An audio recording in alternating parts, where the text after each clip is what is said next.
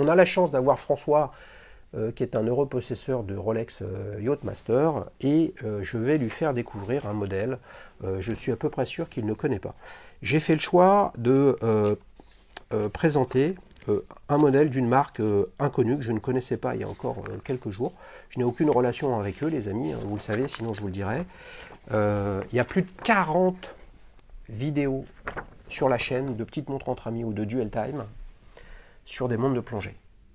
Et là, quand j'ai vu ce que faisait János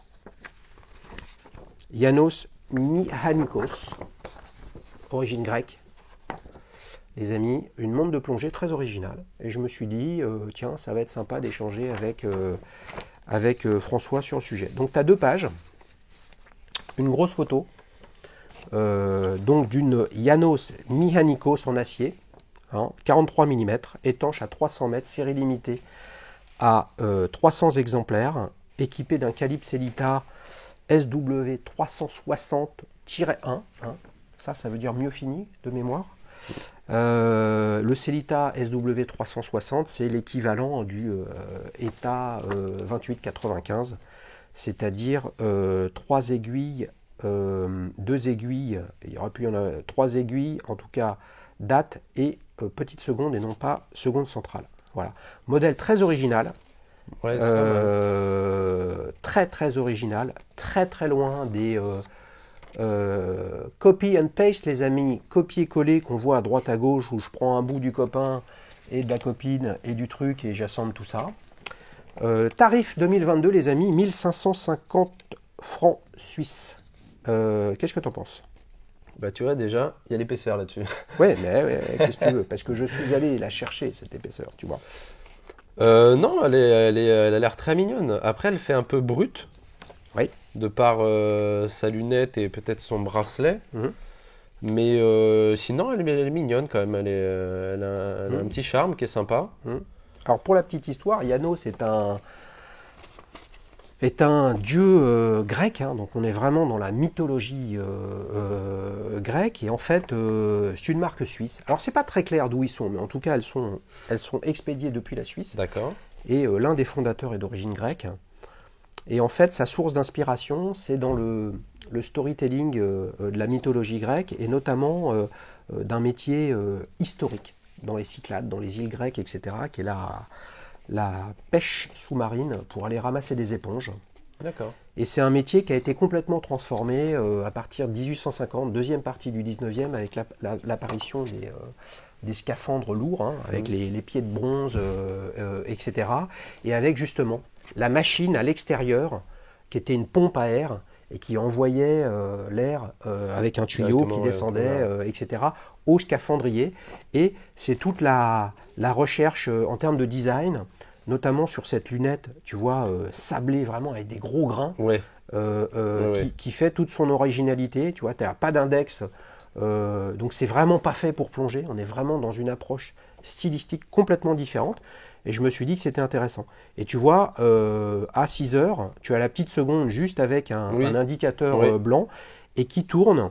Et en fait, là, ils reprennent visuellement en fait, la pale ou la turbine qui Ouais, c'est permettait vrai. d'alimenter le C'est plongeur vrai. dans les années fin 19e avec de l'air frais, de façon à ce qu'il puisse remonter des éponges. Voilà. Qu'est-ce que Mais ça t'inspire, toi? Est-ce que là-dedans, tu vois une énième jeune marque qui essaye de s'approprier des codes historiques, machin, et tu y vois de la créativité?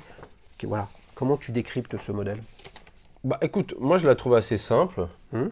Mais moi j'aime bien les montres comme ça aussi. Après, je trouve pas que ça soit un copier-coller non plus. Hein. Ah ben pour le coup, C'est ça pas n'en une est pas sub, du hein, tout. C'est voilà. pour ça que je te l'ai amené. Hein. Donc c'est plutôt intéressant comme modèle. Hein. On a des petits détails qui sont sympas, les index, la petite seconde à 6 heures, même au niveau des cornes et tout, je trouve ça franchement sympa. Elle a son charme en tout cas.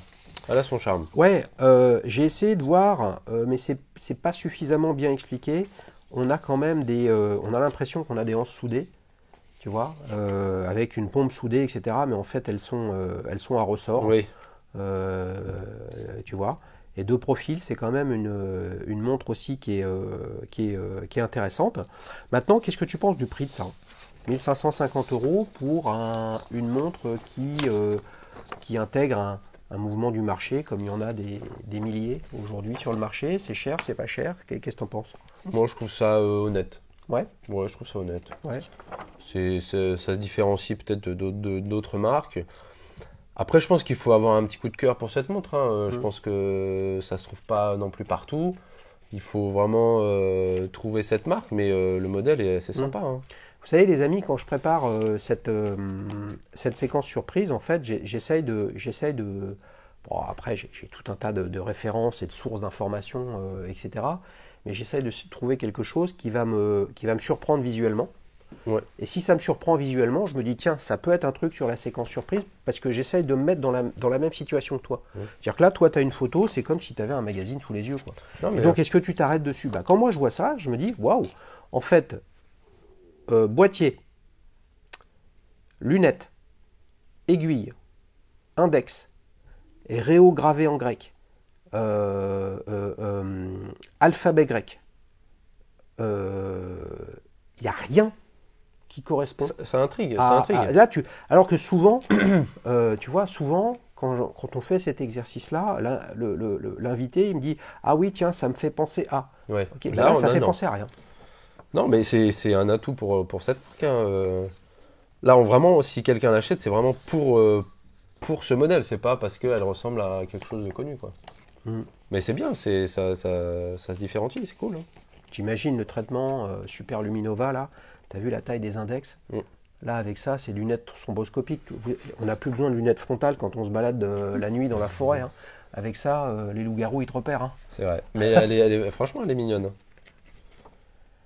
Eh bien, les amis, voilà. Vous pourrez bien évidemment aller dans l'onglet Communauté pour pouvoir partager votre point de vue sur ce modèle entre j'adore, j'aime, pas terrible, au secours. C'est à vous de le dire. Franchement, il faut toujours aider ces jeunes marques, surtout quand il y a une démarche créative. Un modèle, ça s'essaye, mais à un moment ou un autre, Ouais. tout ça, c'est vendu en ligne, hein, avec Kickstarter ou non, avec du financement participatif ou non. Mais franchement, la question, c'est de l'émotion. Et ça me refait penser, tu vois, que l'autre jour, j'ai revu le Grand Bleu, avec tout le début du film qui est filmé en noir et blanc. Et là, tu vois, voilà, tu t'imagines pour tous les plongeurs, les pêcheurs, les apnéistes, etc., dans les îles grecques.